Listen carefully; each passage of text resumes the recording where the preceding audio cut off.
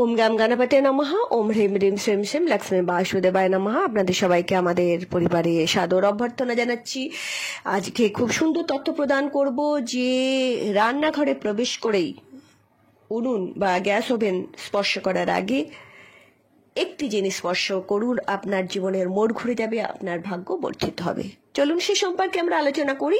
তার আগে আপনাদেরকে অনুরোধ জানাবো, যারা চ্যানেলটিকে এখনো সাবস্ক্রাইব করে উঠতে পারেননি তাদেরকে অনুরোধ করছি চ্যানেলটিকে সাবস্ক্রাইব করে পাশে থাকা বেল আইকনটি ক্লিক করে রাখবেন এবং আমাদের ভিডিও ভালো লাগলে লাইক করবেন, শেয়ার করবেন, ভিডিওটি শেষ পর্যন্ত অবশ্যই দেখবেন। আর যদি কোনো প্রশ্ন থাকে অবশ্যই আমাদেরকে আপনারা পাঠাতে পারেন কমেন্টের মাধ্যমে, আমরা কিন্তু সময় সুযোগ বুঝে সেটি ভিডিও আকারে আপনাদেরকে উপহার দেবো। চলুন আমরা আলোচনা শুরু করি। দেখুন, রান্নাঘর এমন একটি জিনিস, একটি মানুষ কত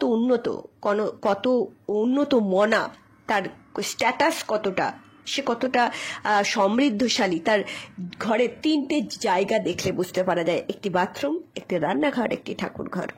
এই তিনটে জিনিস দেখলেই, তিনটে জায়গা দেখলে আর বুঝতে পারা যাবে সেই মানুষ কতটা ভিতরে এবং বাইরে স্বচ্ছ এবং ভিতরে এবং বাইরে অ্যাকুরেট। মানে বাইরে দেখাচ্ছে আলাদা, ভিতরে আলাদা, সেরকম না, মুখোশধারী না। তাহলে এর রান্নাঘরটা কিন্তু খুবই গুরুত্বপূর্ণ। ঠাকুরঘর যেমন প্রথম গুরুত্বপূর্ণ একটি স্থান, দ্বিতীয় গুরুত্বপূর্ণ একটি স্থান হচ্ছে এই রান্নাঘর। রান্নাঘরে স্বয়ং মা অন্নপূর্ণা অবস্থান করেন, অগ্নিদেব অবস্থান করেন এবং যেখানে জলের স্থান সেখানে পিতৃপুরুষ অবস্থান করেন। এই সবার আশীর্বাদ ছাড়া আপনি কিন্তু জীবনে এক পাও চলতে পারবেন না, আপনার জীবন কিন্তু থেমে যাবে। অর্থাৎ জীবনে সমৃদ্ধি আনতে, উন্নতি আনতে, সুখ আনতে, শান্তি আনতে আপনার কিন্তু রান্নাঘরটাকে সর্বদা পরিষ্কার পরিচ্ছন্ন করে রাখতে হবে। যাদের রান্নাঘর পরিষ্কার পরিচ্ছন্ন থাকে না, এঁঠো বাসন ঢাই করা থাকে, তারপরে মশলাপাতি ছড়িয়ে ছিটিয়ে আছে, যে ফ্লোরটা সেটাও নোংরা, তারা নিজেরাই রাহুকে কি করে, মন্দ করে দেয়। আর জীবনে রাহুকে আমরা ভয় পাই তো, কিন্তু জানবেন যে রাহু যদি না থাকে আপনি জীবনে কিছু করতে পারবেন না। রাহু আপনাকে উন্নতিতে সাথ দেয়। রাহু চাইলে একটা সেকেন্ডের মধ্যে আপনাকে রাস্তা থেকে রাজ সিংহাসনে বসিয়ে দিতে পারে, আবার চাইলে রাজ সিংহাসন থেকে রাস্তায় নামিয়ে দিতে পারে। তাই রাহুকে অবশ্যই আপনাকে সাথে নিতে হবে, কেননা রাহু ছাড়া আপনি কিন্তু চলতে পারবেন না। তবে মন্দ নয়, শুভ রাহু, ভালো রাহু। তাই রাহুকে অ্যাক্টিভেট অবশ্যই করবেন না, মন্দ রাহুকে অ্যাক্টিভেট করবেন না, জীবন দুর্বিষহ হয়ে উঠবে। তাই রান্নাঘরে পরিষ্কার পরিচ্ছন্ন অবশ্যই রাখবেন। সবাইকে অনুরোধ করব, আপনার আর অনেক কাজের চাপ, আপনি খুব ব্যস্ত, আপনি হয়তো চাকরি করেন, মহিলাদের বলছি। দেখুন, আরেকটি কথা বলে রাখি, অনেকের ধারণা আছে রান্না করাটা শুধুমাত্র মহিলাদের কাজ। না, পরিবারে কোনো কাজই, সংসারে কোনো কাজই পুরুষ বা মহিলার জন্য নির্ধারিত নয়। সবাই সব কাজ করতে পারে এবং মিলেমিশে করা উচিত। এবং যে পরিবারে এই কাজগুলো করা হয়, সবাই মিলেমিশে করে নেয়, তো সেই পরিবারে সুখ শান্তি থাকে। আর যেই পরিবারে এইগুলো থাকে, মা লক্ষ্মী স্বয়ং সেখানে অবস্থান করে। কেননা মা লক্ষ্মী সেখানেই অবস্থান করেন যেখানে মহিলাদের সম্মান দেওয়া হয়। তাই অবশ্যই কি করবেন যে মহিলাদের এবং পুরুষরাও আপনারা রান্নাঘরটা দেখবেন।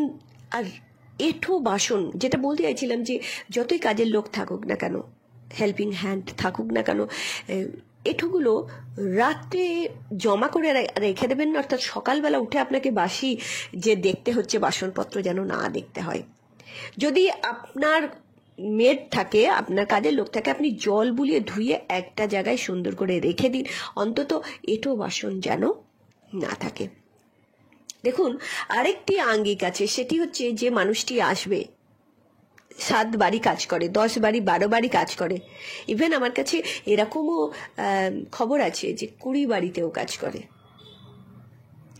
সেটা কি কাজ করে সেটা কিন্তু ম্যাটার করছে না, কাজ করে, হেল্প করে পরিবারের। এরা আছে বলেই কিন্তু অনেক পরিবার স্বাচ্ছন্দ্যে চলতে পারে, নাহলে থেমে যেত। তাই এরাও তো মানুষ। এই এঁঠোটা লেগে শুকনো হয়ে আছে, তাকে তো আরো অনেক বাড়ি যেতে হবে। তাকে তো এই সীমিত অর্থের মধ্যে, আপনারা একটা বাড়িতে থাকলে তার তো যে অর্থটা পাবে সেটাতে চলবে না। তাকে অনেক বাড়িতে কাজ করে তাকে অর্থ সংগ্রহ করে কষ্ট করে সংসার চালাতে হয়, এবং আপনার এঁটোকাটা দুর্গন্ধ হয়ে যায়, পচে যাবে, সে গন্ধগুলো তারও তো কষ্ট দেবে, সেও তো শারীরিকভাবে মানসিকভাবে অসুস্থ হয়ে পড়বে। দ্বিতীয় নাম্বার, আপনার ভালো মন্দ খাবারের উচ্ছিষ্টগুলো থাকবে, সেগুলো সে যখন, তার তো অনেক না পাওয়া আছে বলেই সে আপনার বাড়িতে আসে কাজ করতে, সেই না পাওয়াগুলো যখন দেখতে পাবে যে থালাতে বাসনে সব আছে, তখন নিজেকে কতটা কুণ্ঠিতা মনে করবেন, কতটা নিজে পারছে না এই অভাবটা পূর্ণ করতে, কতটা কষ্ট হবে জানেন। তাই এটা করবেন না, জল বুলিয়ে ধুয়ে রেখে দেবেন। এটি কিন্তু একমাত্র উপায়, বলবো যে যতই আপনি যা বলছি সেগুলো করুন না কেন, এইটা পরিষ্কার পরিচ্ছন্ন রাখতে হবেই। দ্বিতীয় নাম্বার বলবো যে আমরা এই নিয়েও ভিডিও করেছি যে সকালবেলা ঘুম থেকে উঠেই আপনারা কি করবেন, আপনারা রান্নাঘরে প্রবেশের আগে অবশ্যই স্নান করে, সবাইকে বলবো যে রান্নাঘরে অবশ্যই স্নান করে প্রবেশ করবেন। ম্যাক্সিমাম মহিলা বলেন যে সময় হয় না, দেখুন সময় বের করে নিতে হবে, লিখে নিন, দেখে নিন। যারা এই নিয়মগুলো মেনে চলে তাদের জীবনে কত সুখ শান্তি। আর একটা কথা, আমরা মনে করি দারিদ্রতা মানে হচ্ছে যে অর্থের অভাব, কিন্তু যারা আমাদের এই পরিবারের সাথে যুক্ত তারা জানেন দারিদ্রতা শুধুমাত্র অর্থ অভাবের জন্য হয় না, ভালোবাসার, সুখের, শান্তি, বিশ্বাসের, এই নানান জিনিস যেগুলো আমাদের টিকে থাকতে প্রয়োজন হয়, সংসার বাঁচিয়ে রাখতে, জীবন যুদ্ধ চালানোর জন্য যেগুলো দরকার হয়, সেই যে ইমোশনগুলো সেইগুলো যদি এর অভাব হয় সেটাই দারিদ্রতা। তাই একটা মানুষকেও খুঁজে পাবেন না স্নান না করে রান্নাঘরে ঢুকে যাচ্ছে, যে কেউ রান্নাঘরে ঢুকে যাচ্ছে, কোনো মানামানি নেই, এঁটো হাতে খেতে খেতে ঢুকে যাচ্ছে, তাদের জীবনে কোনো শ্রীবৃদ্ধি নেই। এক পাশে আসলেও টাকা পয়সা দেখছেন, হয়তো আসছে, দূর থেকে দেখছেন আসছে, আর এক পাশে চলে যাচ্ছে, আর রোগ ভোগ, দারিদ্রতা, বিভিন্ন বস্তুর দারিদ্রতা তাদের জীবনে লেগে থাকবে 100%। কেননা শাস্ত্র বলছে এইভাবে আপনি কখনোই পবিত্রতা রান্নাঘরে রাখতে পারবেন না। কেননা রান্নাঘরে স্বয়ং অন্নপূর্ণা থাকে, আপনি তাকে রুষ্ট করছেন, পিতৃপুরুষ থাকে তাকে আপনি রুষ্ট করছেন, আপনার অগ্নিদেব আছে তাকে আপনি কিভাবে তাকে অপবিত্র করে দিচ্ছেন। তাই স্নান অবশ্যই করে নেবেন, আগে উঠে যাবেন সকাল সকাল, আর্লি টু বেড আর আর্লি টু মর্নিং করার চেষ্টা করবেন, দিয়ে রান্নাঘরে ঢুকে অবশ্যই আগে প্রণাম করে নেবেন, দিয়ে রান্নাঘরে ঢুকবেন। আর গ্যাস ওভেন ছোঁয়ার আগে, আর আপনার উনুন বা গ্যাস ওভেন বা স্টোভ আপনি যাতে রান্না করুন না কেন কোনো অসুবিধা নেই, সেটা ছোঁয়ার আগে অবশ্যই কি করবেন, অবশ্যই আপনার যে চাল ডাল এই যে আছে রসদগুলো, চিনি, চাল, ডাল, তেল, নুন, এইগুলো আগে ছুঁয়ে নেবেন।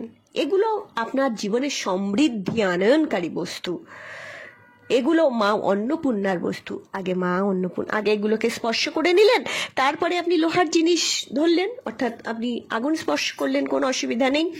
আর তার এই পদ্ধতি আপনি অ্যাপ্লাই করে দেখুন, এভরিডে করতে হবে। প্রথম হয়তো ভুল হতে পারে, এভরিডে করুন, দেখুন জীবনের মানে পাল্টে যাবে, আপনার জীবন সুন্দর হয়ে উঠবে, আপনাদের জীবন সুন্দর থেকে সুন্দরতর হয়ে উঠুক। পরমেশ্বরের কাছে, পরমাত্মার কাছে এই কামনা করছি। ভালো থাকবেন। হরি ওম।